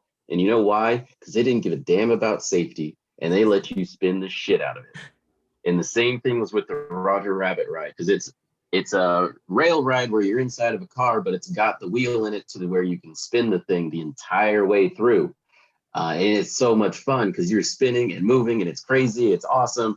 And then, they decided to be safe or some shit or whatever, and decided you could only spin it so fast. It's a little disappointing. And so I'm a little sad by that. But still, I really enjoy the Roger Rabbit ride. I hope that they can loosen it up a bit from the last time we were there. I don't know if that's the case, but we'll certainly see. I remember getting on that ride as a kid. And like I said, I'm not a roller coaster guy. So all the like really exciting, high-paced rides aren't my thing. But this was my thing. I loved this ride. It was so much fun. And I will definitely be going on that when we get there this weekend. Yeah, if you want a forearm workout, now I would go on that ride. Before, I remember that ride just freely spinning, going in circles, perfectly fine. And that was as a child. I remember going on that ride last year, and I remember breathing hard, gasping for air. I'm like, why is this so hard to turn? I don't think they put enough oil on this thing. It's just not going anywhere. And then I kept thinking, am I just too heavy for the ride? I don't understand. But yeah, that the turning on it has drastically gotten slower. I mean, it's still there, I guess, a little bit when you hit the hard corners or whatnot. But I respect your decision. It's a decent ride. I don't know how much longer it's going to last, but we'll see what happens. Not to mention, it's got some problematic, let's just say, aspects to it. So if Splash Mountain's getting taken down, hints of Jungle Cruise are getting attacked. It's only so long until Roger Rabbit comes around, and I feel like it's an old enough ride that they'll tear it down. They'll build something new. Get ready for I don't know, Moana thing. That would be amazing. Yeah, that could be one. You think they would See? I feel like Toontown doesn't get I don't want to say respect, but it doesn't get as much visitors anymore as it used to. It doesn't, because like as famous as like Mickey and Goofy and all of them are, they're not like the main mascots of Disney anymore. Sad to say. And it's, it's just generational stuff. We remember it. I watched the crap out of like House of Mouse and seeing all these old Disney cartoons, but like I talk to your kids. If they go to see the characters, who do you think they're going to be more excited for? Mickey and Minnie or the Marvel characters? Like it's very clear who is the real mascot of Disney right now, and it's not Mickey. It's not Mickey anymore. Well, Hell, just his ears is more important than actual Mickey. Max says he wants to see the tribal chief there, so if Roman Reigns could be there while we're there, I'd highly appreciate it. You hear that, Roman? I don't know where you guys are this next weekend, but it better be Disneyland. I know I've taken like a tour through Toontown as an adult, and a lot of the rides don't make sense anymore. Maybe like if I was a lot younger and I watched those shows, it would make more sense. But I feel like even now, like if I was to have kids, like they'd be like, "What is this? What's Roger Rabbit? What's I can't remember any of the other rides." But yeah, I feel like Toontown could use a kind of like a facelift and bring it more up to date in today's, whatever new shows they're showing kids these days. So I'm trying to imagine what kind of stuff would fit with Toontown, because like everything else tends to go with the other things, especially right now with like everything's futuristic. Obviously, damn Tomorrowland or Star Wars stuff. So I don't know what would fit into Toontown. Yeah. In terms of like newer stuff. I know you guys said that Mickey Mouse isn't as big of a thing, and I think maybe that's for like closer to the teenagers, to like a pre-teens adult phase. But the kids loved, and I think this would fit perfectly there, Mickey Mouse's Clubhouse. Then you're turning Toontown into kids area. Basically, because I've always it almost is already. But yeah. I feel like it's Toontown is a pit stop. It's where you take the kids to go run around, do stuff themselves for a little bit, and for you to like just catch your breath or get a quick breather in. I could go the whole Disneyland without visiting Toontown and be perfectly fine with that. I could 100% see Roger Rabbit being turned into Mickey Mouse Clubhouse, where like this theme song's playing the whole time. You're seeing like Toodles fucking guide you everywhere as you slowly go through the track. I'm like, damn it, I see it, I hate it, but it's gonna happen, isn't it? It's the Mickey Mouse Clubhouse. Come inside, it's fun inside. He's already got the song. I'm sorry. I've watched way too much Mickey Mouse Clubhouse. Anyways, we'll move on to the number 2 of Mr. Hardy. It's also a bit of a crossover with you, Mr. Maggard. It's the churros for me at Disneyland. Ooh. Like every day I go to Disneyland, I always get at least one churro, just one. And like they're so delicious. I know they're super overpriced, but something, they must sprinkle cocaine or magic in it or something, but those churros are damn good. And so yeah. There's crack. There has to be crack in them. For us to actually put this on a sensible top 5 list, okay, there has to be crack, and they're the most plain thing. Literally, I could go make churros at home, okay, but they're most plain thing. But there's just something about getting a churro at Disneyland. It's like some people, what's that one drink that people like to, before it was everywhere? Oh, Dole Whip. The Dole Whip. Yeah, I was about to say that's the shit. Yeah, see, people like, before it was like super popular, everyone loves going like, oh, if there's a drink I need to get, it's the Dole Whip. You know, I feel like if there's a snack that you need to get, it's the churro. I don't know why, but there's just something in the damn churro that's very tasty. I'm sorry, I'm about to go on a churro rant. They are delicious. I already see that meme where it's like, hey, you got any more of those churros? All right. Well, it's time to finish this list off with our number one. And my number one, this is going to be my favorite ride of all time. It's not super crazy. It's not anything super exciting. It's a very calm and, I don't know, just it's a good ride just for the experience. Now, if you're thinking it's a small world, I'm going to slap you.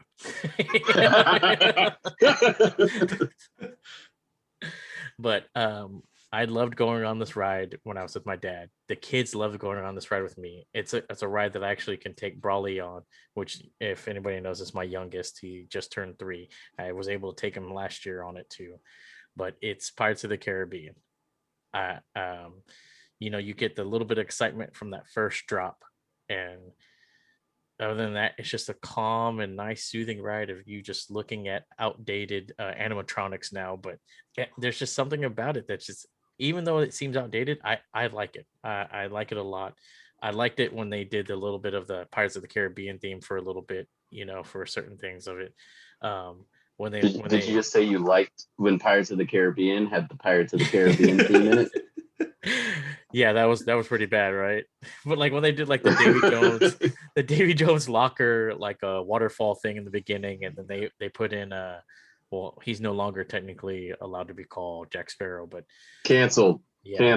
When they had him at the end, I remember there was even like a little video where he was at the end of the ride, the real him, the real Jack Sparrow, and he was Johnny Depp, aka, he was like out there talking to people or whatever, whatnot. And they're like, oh, that's not an animatronic, that's really him.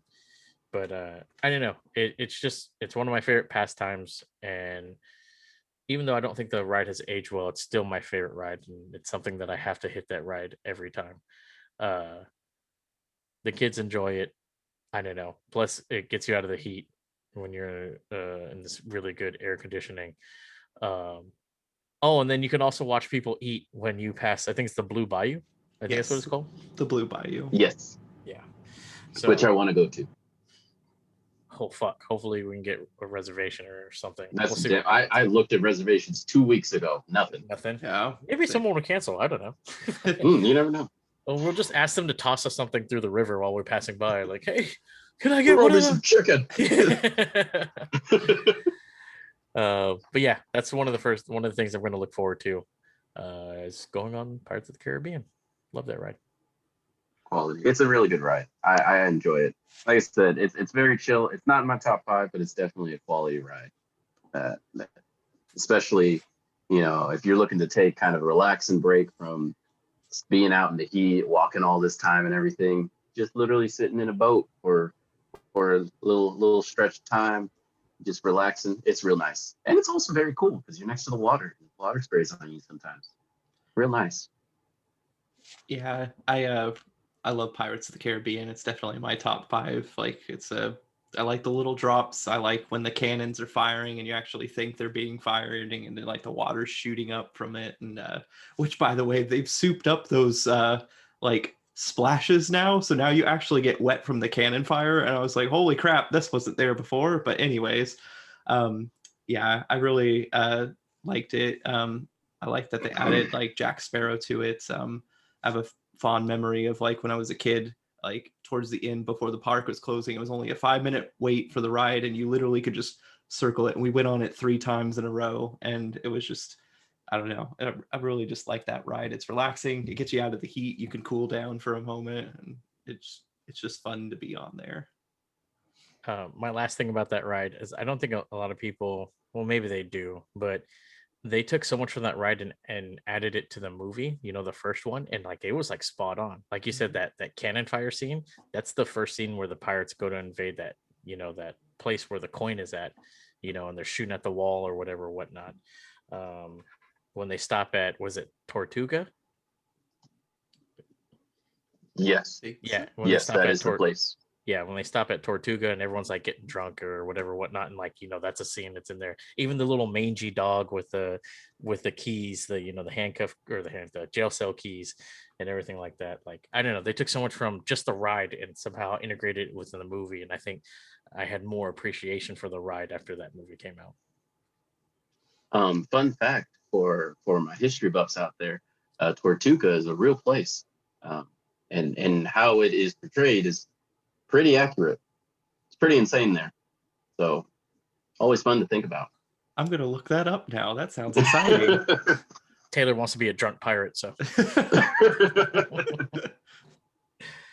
Oh, good times. All right. Well, no, off to my number one. My number one is number one because it's the most recent to join the list. And it might be a nice lead into our next number one. Who knows? The newest stuff, as everyone knows, coming to Disneyland, not considering California, but Disneyland itself, is the Star Wars land. And last time we went, we were unfortunate enough that the newest Star Wars ride, the Rise of Resistance, was far too popular and we could not get on. Despite multiple attempts, it was very difficult to get on.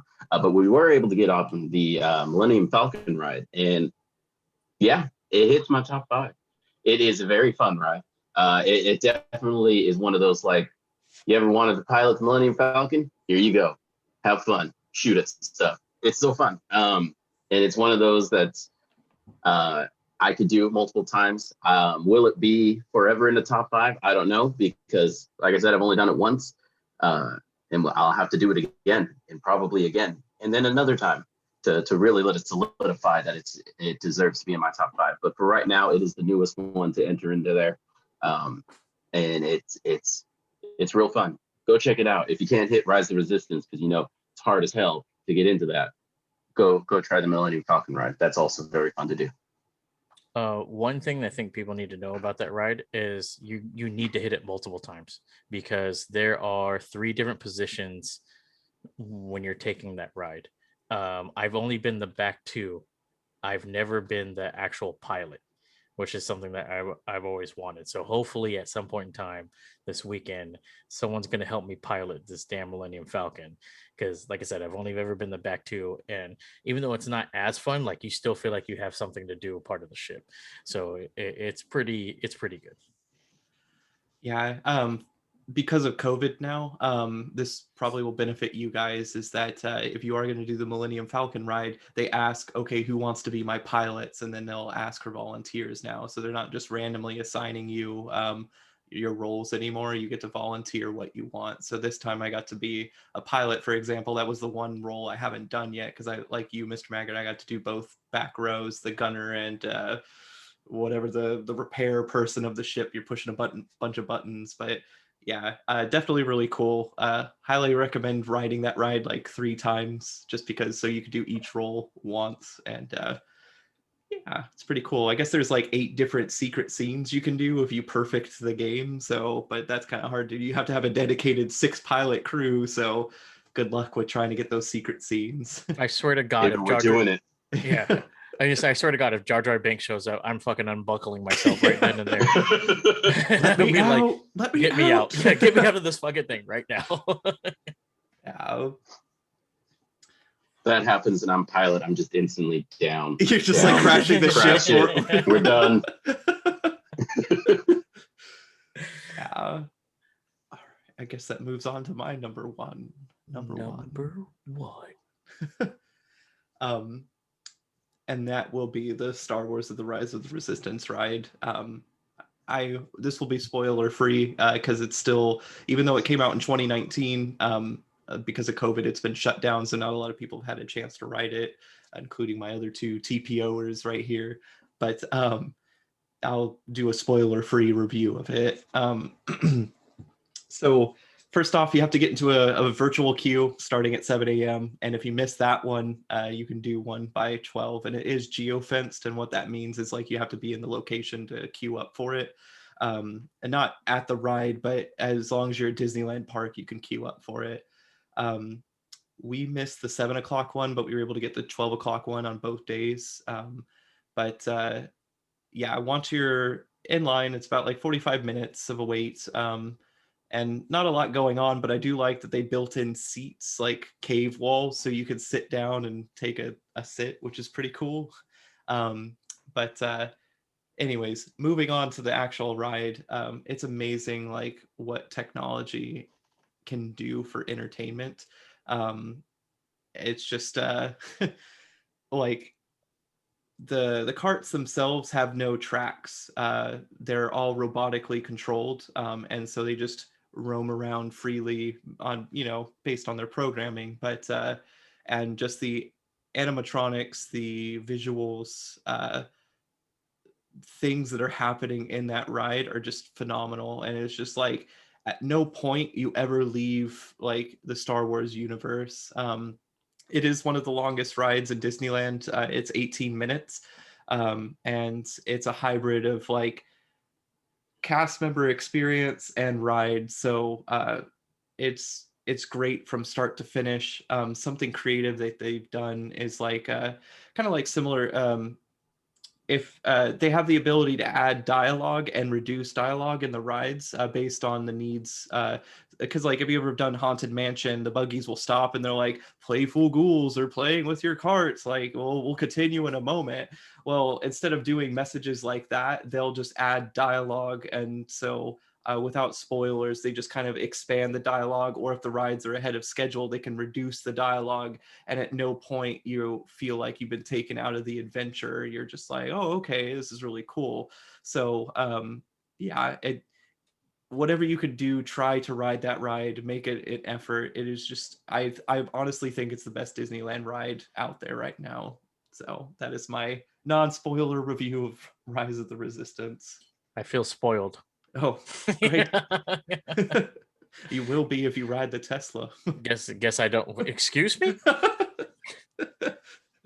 I guess I don't need to ride Rise of the Resistance. He ruined the whole thing for me. Okay, I'm sorry. No, but real quick, because I need to know. You said, what do we have to do before we get on it? You have to queue up. Can we queue up outside of the park? Yes, as long as you're near Disneyland, yeah, it's you can queue up virtually. Like we were able to do it from the hotel room, for example, which wasn't, we were across the street from Disneyland. So got it. Yeah. I heard from another folk that went earlier, Andrew. You could queue up like even on the road to Disneyland. Okay. Like 7 o'clock hits and just like bam, lock it in. You can't do it for the the 1 o'clock one. Yeah, 12, you have to do it inside, or 12 o'clock. You have to be inside the park. But the 7 o'clock one, you could do it anywhere. Okay. As long as you have a ticket reservation to be coming in that day, you're good to go. Good to know. That makes sense because like the park's not open yet, so I can see that being the case. Yeah. I guess we're just gonna have to figure it out this weekend. Figure it out. Oh, I intend to do it at least 3 times. Will it happen? No, but I will try. All right. Well, that was our top 5, and now we're gonna get into everyone's favorite section. Taylor, how big is it? So, lately we've been tying in questions of like whatever our topic is or whatever we're talking about. Today, Don't give away our process, man. I'm sorry. Today, They got to be like, wow, what are the chances that it just happens to do with today's topics? Wow. Well, it's going to be somewhat about of our topics, but it's going to be on the other side of Disneyland and California Adventure. Okay. So, Taylor, With the newly opened up Marvel Universe over there in California Adventure, a new place to eat that's going quite popular among the locals or tourists, whatever you want it to be. The Pim Test Kitchen. I personally want to head there. I personally want to try one specific thing. I personally want to try another specific thing there that I didn't know was a thing. The first thing is this big ass chicken sandwich that's bigger than my face. And as I was looking at this menu, trying to figure out, well, how good is this chicken sandwich? I also came across a family friendly size called Pimini. Okay. I want to know how many feet long and how many inches wide is this Pimini? You ready? Yep. The options are A, 1 foot long, 3 inches wide. B, 1 foot long, 6 inches wide. C, 2 feet long, 9 inches wide. Or D, 3 feet long, 6 inches wide.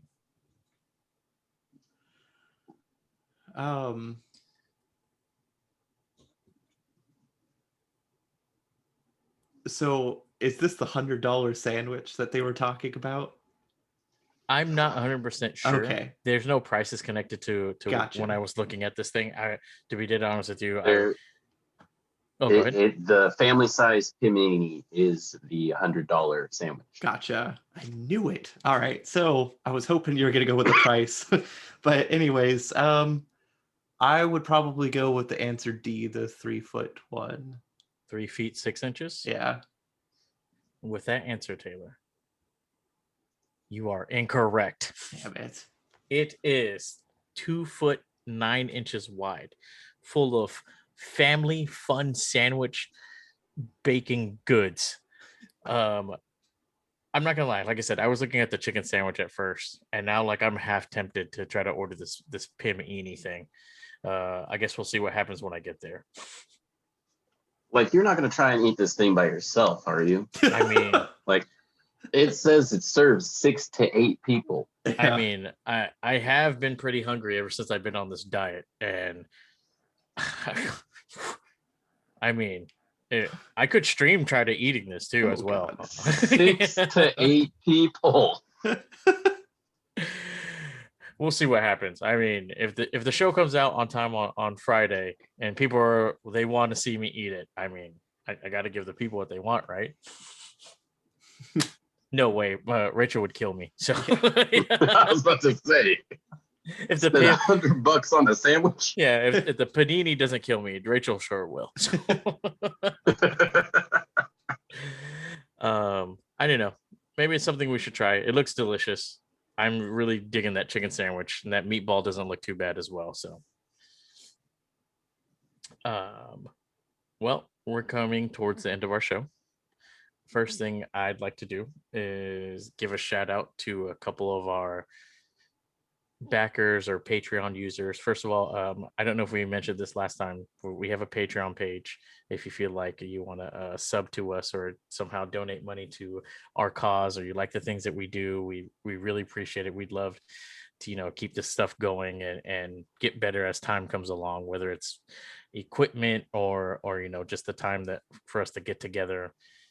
We love doing this type of stuff. Whether you can't donate or if you can, even a like, share, a subscribe would work wonders. Helps the algorithm out for whoever listens to whatever podcast. But back to going to our shout outs. We have to give a shout out to Angie. She was the first person to ever want to donate to this cause that we have here. So we really appreciate her. And then we also got a Patreon backer going by the name of Alex. We appreciate you as well. Just to let you know, you're going to get some exclusive stuff. So eventually you'll be invited to join our live recordings of watching us record the show. You'll also get exclusive content of whatever our quick notes of what the show is going to be about early, and then some possible designs that, matter of fact, we'll probably end up showing our new logo this weekend, made personally by Josh Rios, our sound guy. Big ups to Josh. We appreciate you. doing the sound check and now doing the graphics check, making graphics, making logos, making, I don't know, everything except for making love on the show. So, Yet.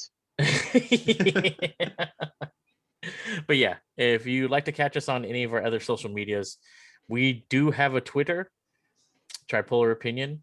We're not so much active there, but, or is it TPO? We're trying. No, I think it's yes. Tripolar Opinion. I think it's Tripolar. Yeah, I think it's Tripolar Opinion. We're trying. We're trying to get active for you folks, because we know Facebook may not be the best place for everyone. So we're trying to hop on some new things. Maybe you catch us on Instagram. Yeah, maybe a little TikTok. Probably not. We're not that creative. Yeah, actually, big ups to Sierra, Albert's wife. She's actually going to help us start. I almost said TikTok. She's going to help us start an Instagram for us. Basically, more probably like gameplay and stuff like that, stuff that we do on the weekends. So we appreciate her as well. Lastly, if you definitely want to get a hold of us, or any three of us, we're super active on Facebook right now. I almost guarantee you'll get a response from us within the hour or two. If you even ask a question, comment, want to share something with us, one of us will eventually make our time a way to interact with you guys, because let's face it, we love you. We love whoever's listening to us, especially Frankie, aka Francis, aka the person from France. We love you too, man, or woman, or person, or hopefully not a bot. But yeah, you can catch us Facebook, Twitter, like I said, soon to be an Instagram. You guys have any other shout outs? Taylor does. Yep. Just wanted to say, yeah, big thank you to our supporters and stuff. It makes me want to try to do better in the show, and be better. So, because I know I could be a bit shy sometimes. So, anyways, just thank you so much for your support. And even if you can't support financially, which is totally okay, just listening, asking questions, sharing it, helping out that Facebook algorithm is super helpful for all of us. So thank you for your guys' support. It means a lot. I like that Taylor has admitted that the only reason he'll ever be good at this is for you and not for us, because we don't matter. We're nothing to Taylor. But you, the fans, you're everything. Yeah, he doesn't even like me, and we live right around the corner from each other. But yeah, if you guys have any questions or comments, please hit us up. Please. We love your guys' questions, even the obscure ones like we did today. Hopefully we don't have to get in too deep like that again, because that kind of went to like a dark place where I don't think any man or woman should go. Yeah, that got weird. That got real weird. That ain't our show, man. We're not that. If we are that, I'm gonna need a lot more prep time. Let me know at least an hour ahead of time. Well, that is our time here at the Tripolar Opinion Podcast. Thank you again for listening. Hopefully you enjoyed, and I guess we're out. Bye, everyone. Oh man, people can see you wave, Taylor. I know. Oh my gosh. You only did it with one hand. It's like he anticipated it. We got to get him when he's not anticipating. Yeah. What are you talking about? He's the one who records. Oh, that's How true, is he right? not supposed to know? Anyways, y'all, have a good rest of your day. Bye. Bye, y'all.